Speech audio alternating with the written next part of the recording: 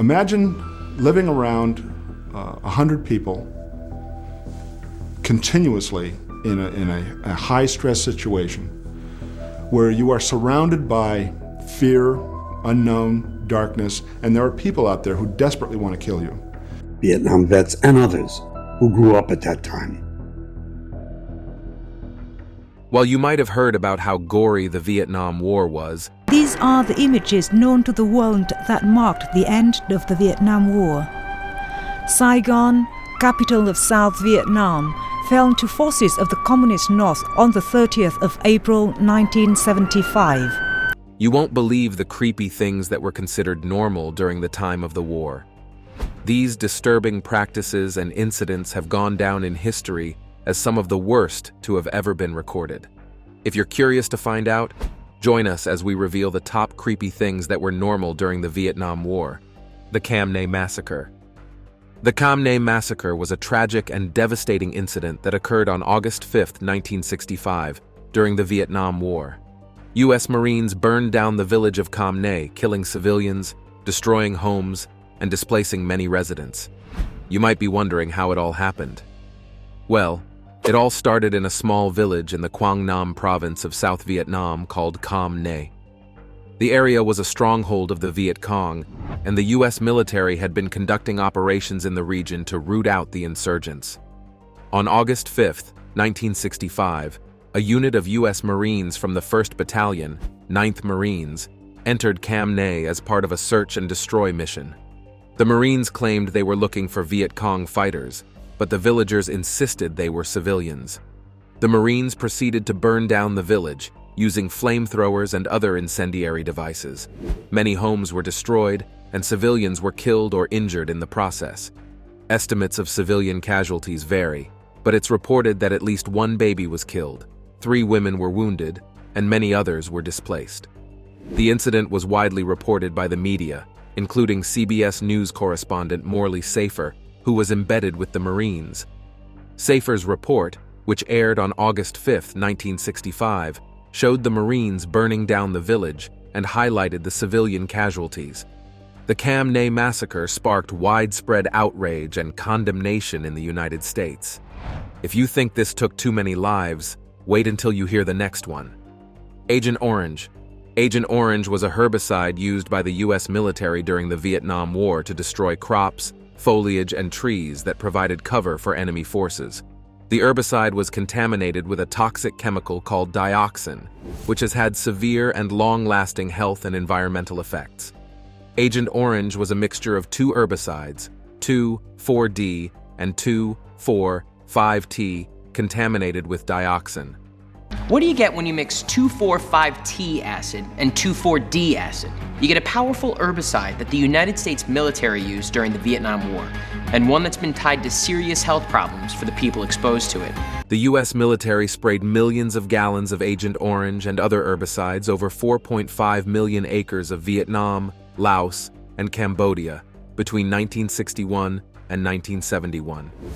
The spraying of Agent Orange destroyed forests, crops, and ecosystems, leading to widespread environmental damage and loss of biodiversity. Exposure to Agent Orange has been linked to various health problems, including cancer, such as Hodgkin's disease, non-Hodgkin's lymphoma, prostate cancer. It has also been linked to birth defects like heart defects, cleft palate, and limb abnormalities, neurological disorders such as Parkinson's disease, peripheral neuropathy, and reproductive problems like infertility and miscarriage. Millions of Vietnamese civilians and thousands of U.S. soldiers were exposed to Agent Orange during the war. Many have suffered from health problems and birth defects as a result. The U.S. government has provided some compensation and assistance to affected Vietnamese civilians and U.S. veterans, but there is still a lot of work to be done to clean up contaminated areas and provide support to those affected. Tiger cages. Tiger cages were small, cramped, and often inhumane prison cells used by the government of South Vietnam to detain and torture suspected communists, dissidents, and civilians during the Vietnam War. These cages were typically made of concrete or metal and were designed to hold a single prisoner. Conditions in the tiger cages were harsh and often brutal. Prisoners were subjected to overcrowding as many of them were often held in the same small cage, leading to unsanitary conditions and the spread of diseases. The cages were often poorly ventilated, leading to stifling heat and humidity. Prisoners were also often denied access to basic sanitation facilities, leading to the spread of diseases. It gets worse. Prisoners were frequently subjected to physical abuse, including beatings, electric shocks, and other forms of torture. They were often subjected to psychological abuse, including isolation, sensory deprivation, and manipulation. The use of tiger cages was widespread in South Vietnam. They're called the tiger cages. They were used to house what they called the most difficult prisoners, those who were causing the most trouble for the South Vietnamese. With estimates suggesting that tens of thousands of people were imprisoned in these conditions. Many prisoners were held without trial or due process, and some were imprisoned for years without being charged with a crime. The existence of the tiger cages was first exposed in the early 1970s, and it sparked widespread outrage and condemnation. The U.S. government, which had been providing financial and military support to the government of South Vietnam, was criticized for its role in enabling the use of these inhumane prison conditions. In 1970, two U.S. congressmen, Augustus Hawkins and William Anderson, visited South Vietnam and witnessed the tiger cages firsthand. They subsequently reported on the atrocities they had seen, which helped to raise awareness about the issue and put pressure on the U.S. government to take action. The use of tiger cages was eventually phased out in the mid-1970s, but the legacy of these inhumane prison conditions continues to be felt today. Children of the dust. This refers to the thousands of children born to Vietnamese women and American soldiers during the Vietnam War. These children faced significant challenges and hardships due to their mixed heritage and the social and cultural context in which they were born. Children of the dust were born to Vietnamese mothers and American fathers, often as a result of romantic relationship encounters between U.S. soldiers and Vietnamese women. Many of these children were abandoned by their American fathers, who often did not acknowledge or support their children. Vietnamese society also rejected these children, viewing them as illegitimate or bastards. Children of the dust were also stigmatized and discriminated against in Vietnamese society. They were often denied education, employment, and social services, and were subjected to verbal and physical abuse. Many children of the dust grew up in poverty, living in slums or on the streets. They often had limited access to education, healthcare, and other basic services. In the 1970s and 80s, many children of the dust were adopted by American families or emigrated to the United States as refugees, but this process was often marked by trauma, separation from family and culture, and difficulties adapting to a new country. In recent years, there has been growing recognition of the experiences and challenges faced by the children of the dust. Some are prospering, while others are still trapped in the cycle of poverty, devoid of education, in poor health, without money, and lacking social position. Efforts have been made to provide support, resources, and reconciliation to these individuals and their families. Tiger Force atrocities. These atrocities refer to the war crimes committed by the Tiger Force Unit, a reconnaissance platoon of the U.S. Army's 1st Battalion, 327th Infantry Regiment, during the Vietnam War. The unit operated in the Central Highlands of Vietnam from 1965 to 1967. Some of the atrocities committed by Tiger Force include killing unarmed Vietnamese civilians, including women and children, scalping and beheading people for sport or as trophies, cutting off ears and other body parts as souvenirs, burning villages and crops, and torturing and mistreating prisoners. These atrocities were documented through eyewitness accounts, military records, and investigations conducted by the U.S. Army, but despite the evidence, none of the soldiers involved in these atrocities were prosecuted or punished. The Tiger Force atrocities are widely regarded as one of the most egregious examples of war crimes committed by U.S. forces during the Vietnam War. They highlight the darker aspects of human nature and the devastating consequences of war on civilians and soldiers alike. The next one on our list will have you wondering why it was considered normal during the Vietnam War. Torture in the Hanoi Hilton. The Hanoi Hilton was a prison camp in North Vietnam where American prisoners of war, commonly called POWs, were held and subjected to torture, starvation, and physical abuse during the Vietnam War. The prison was officially known as Hoa Lo Prison, but it became notorious among American POWs as the Hanoi Hilton. American POWs were subjected to various forms of torture, including beatings, kickings, and other forms of physical abuse were common. POWs were fed meager rations, often consisting of rice and vegetables, leading to malnutrition and starvation. POWs were even often held in solitary confinement, leading to psychological distress and isolation. POWs were denied sleep or subjected to prolonged periods of wakefulness. POWs were subjected to propaganda, lies, and manipulation to break their spirits and extract false confessions. The treatment of American POWs at the Hanoi Hilton was widely condemned, and it became a major issue during the Paris peace talks. The North Vietnamese government eventually released the POWs in 1973, following the signing of the Paris Peace Accords. The Hanoi Hilton. The fall of Saigon, ending the Vietnam War on this date 48 years ago. Those times evoke all kinds of memories, among them the prison POWs called the Hanoi Hilton.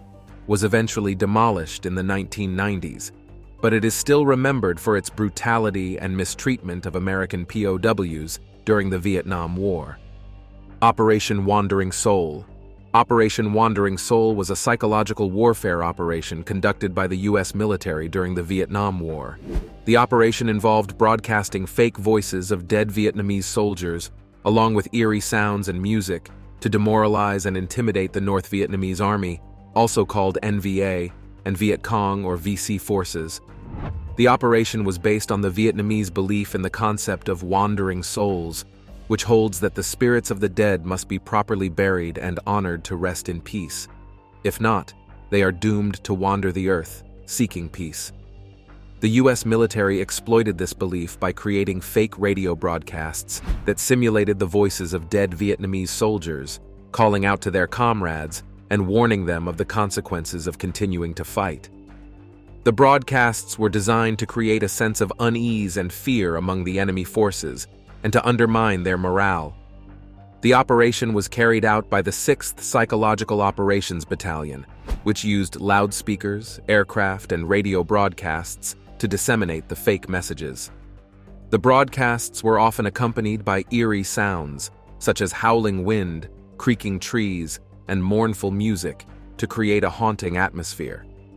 While the effectiveness of Operation Wandering Soul is difficult to quantify, it is believed to have had some impact on the enemy's morale, particularly among the more superstitious and traditional elements of the NVA and VC forces. The North Vietnamese Army, or the NVA, and the Viet Cong, which were formerly the Viet Minh. I'm just going to kind of go through a brief history of each little group and kind of what the differences and obviously similarities were.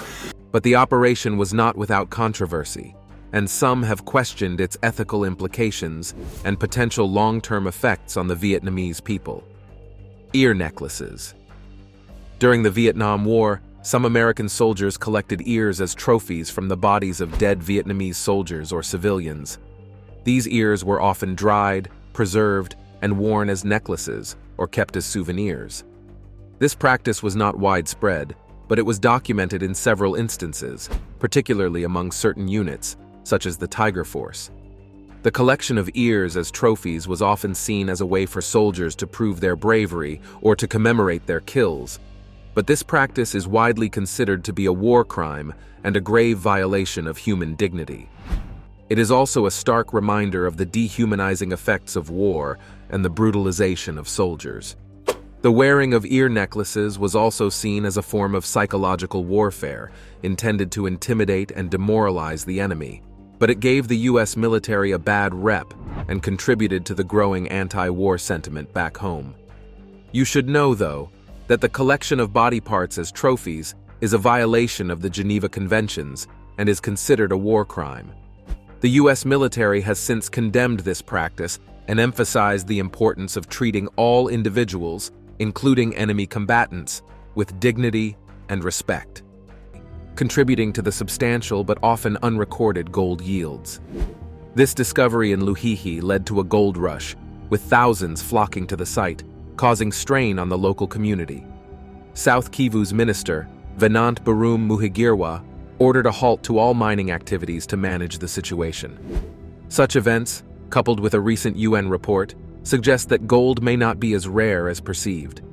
Regular discoveries, like the 5,000 tons found in a Silesian village, reveal that large gold deposits frequently go unreported, challenging the idea of gold scarcity and highlighting the significant, albeit hidden, contributions to the global gold supply. Number 9. Energy-producing stone. In January 2023, news circulated on various social media platforms claiming that electrically charged stones were unearthed in the Democratic Republic of Congo. Take a look at the online reactions and the online claims. Let's have a little look at the videos that have been circulating in question so that we can have a bit of a closer idea of what we mean by electrically charged stones. Some users compared the alleged discovery to vibranium, a fictional rare metal known for its energy storage and release abilities in Marvel comics and movies like Black Panther. As evidence, social media users circulated a video depicting several individuals examining a small, gleaming rock. In the footage, one person attaches two ends of a wire to the rock, triggering a light on the wire. While some individuals speculated on social media that this discovery could potentially solve Africa's electricity challenges, others dismissed these assertions as fanciful. According to experts interviewed by the AP, certain minerals can conduct electricity, but none have the capacity to store it. They suggested that the substance in the video is likely pyrite, a common sulfide mineral with a shiny metallic appearance that can conduct electricity.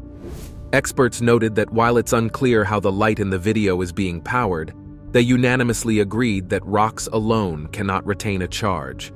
Is this explanation from the experts definitive, or might there be new physics principles to uncover here? Number 8. Gigantic snake. In 1959, Colonel Remy van Lierde, a Belgian pilot and fighter ace from WEL II, reported encountering a colossal snake while flying over the Katanga region of the Belgian Congo on his way back to Kamina Air Base. He claimed to have circled back multiple times to allow someone on board to photograph the creature. Van Lierde estimated the snake to be nearly 50 feet long and 1.48 feet in circumference, describing its color as a mix of dark brown and green with a white belly. He detailed the head as measuring up to 3 feet in length and 2 feet in width, noting the triangular shape of its jaws. Van Lierde decided to lower the helicopter for a closer look at the creature. What he saw next was outrageous. The snake reared up nearly 10 feet, as if poised to strike the helicopter. On experiencing this, he hastily resumed his journey, and the creature was never properly documented. Although there are reports suggesting that an onboard photographer may have captured a shot of it. Number 7. Pandemic in Congo.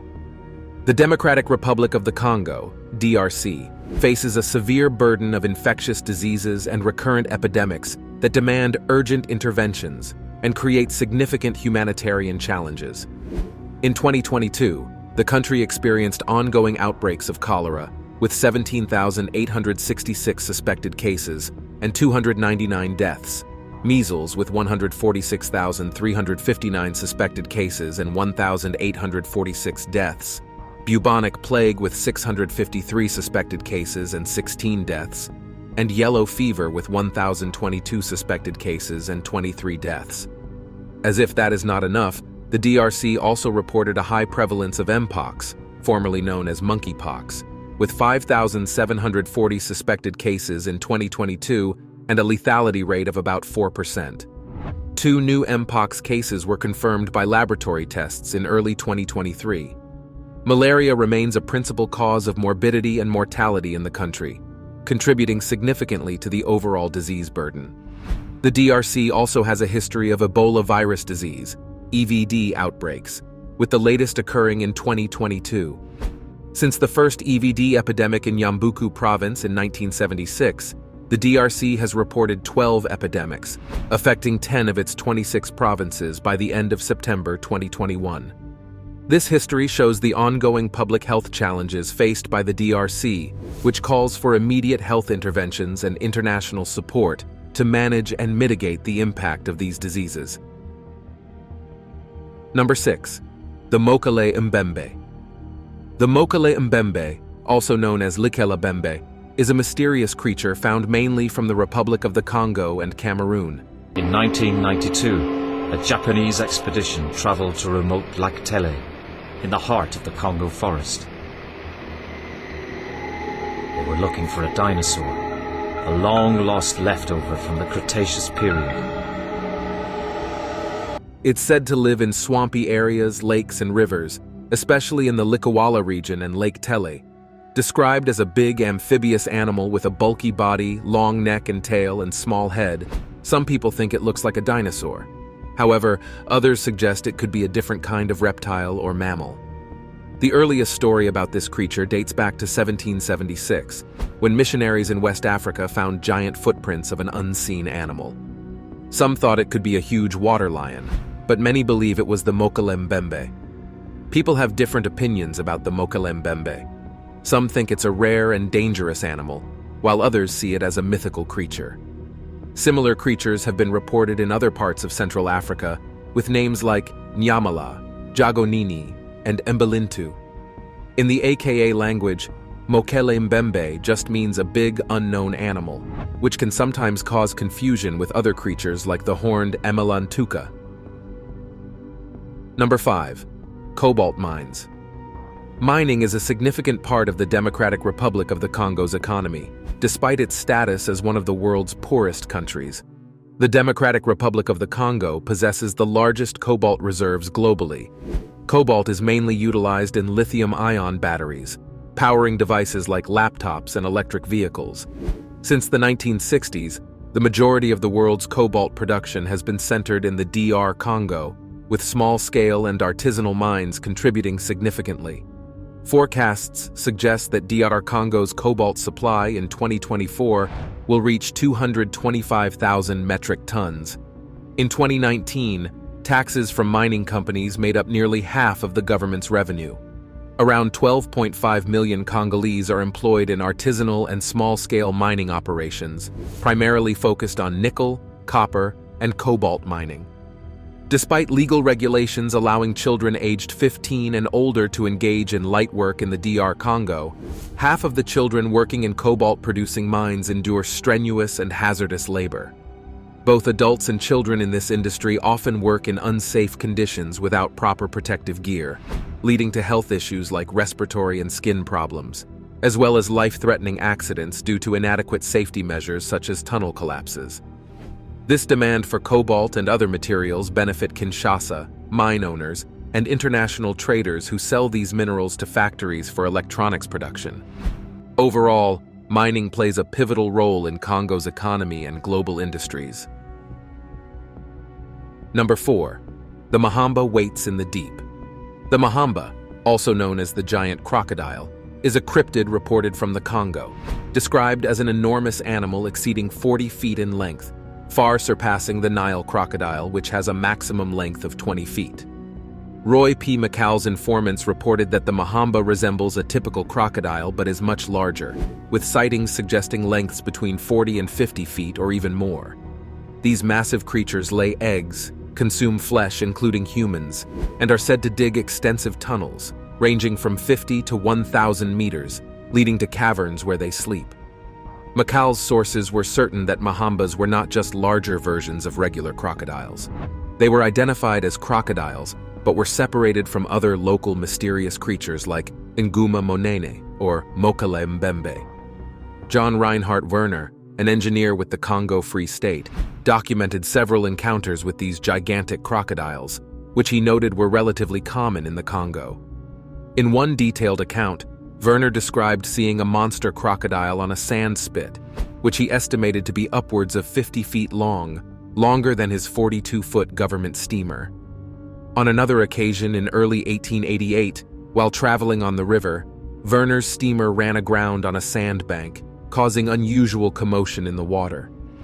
Werner observed an enormous crocodile, longer than the steamer, rush across the bank and plunge into deeper water, escaping without apparent injury from the collision with the steamer. Werner's encounters, combined with McCall's reports, suggest that the Mamba is a distinct and massive crocodilian species, recognized by local informants and distinguished by its extraordinary size and behaviors. The Mahamba's existence remains a fascinating subject in cryptozoology, contributing to the rich tapestry of unexplained and mysterious creatures purported to inhabit the Congo. Number 3. The Gugo Triangle. The Gugo Triangle, spanning 100 square miles within the Nwabale-Ndoki National Park in the Republic of Congo, is a pristine haven in Central Africa. It harbors an array of endangered species such as forest elephants, western lowland gorillas, and a significant population of common chimpanzees, making it a crucial sanctuary within the northern Congo lowland forest ecosystem. The presence of a native chimpanzee population, particularly their unhabituated behavior, in the Gugo Triangle region, played a pivotal role in convincing both the Congolese government and local logging companies to protect this pristine habitat. Renowned publications like National Geographic and Time have dubbed the Gugo Triangle as the last place on Earth and the last Eden, respectively. The chimpanzees in the Gugo Triangle haven't interacted much with humans. The nearest village, Bomassa, is about 34 miles away. When people first encounter these chimpanzees, they still show interest and curiosity, unlike those in other places studied. This gives researchers a special chance to observe a chimpanzee community that hasn't been disturbed by humans before. Understanding what these chimpanzees need in terms of their environment and location is crucial for creating a plan to protect them. The government of the Republic of Congo, along with the Wildlife Conservation Society based in New York, started the Nwabale-Ndoki/Congo Forest Conservation Project in 1991 to help with this effort. Number 2. Kongomato. The Kongomato is a big mythical creature said to live in warm parts of Africa like the Congo, Zambia, and Angola. Its name means something like boat breaker in the local language, because old stories say it would attack people in boats and tip them over. The Kongomato has been spotted by both African locals and European explorers for a while now, and most of the stories describe it as a reddish-blackish creature similar to a pterosaur. Some people even came back from encounters with big, deep wounds they say were from the Kongomato. People who've seen it up close say it has teeth, wings like leather, a beak, and claws. British scientists and explorers once showed drawings of a pterosaur to locals, who were reportedly very scared.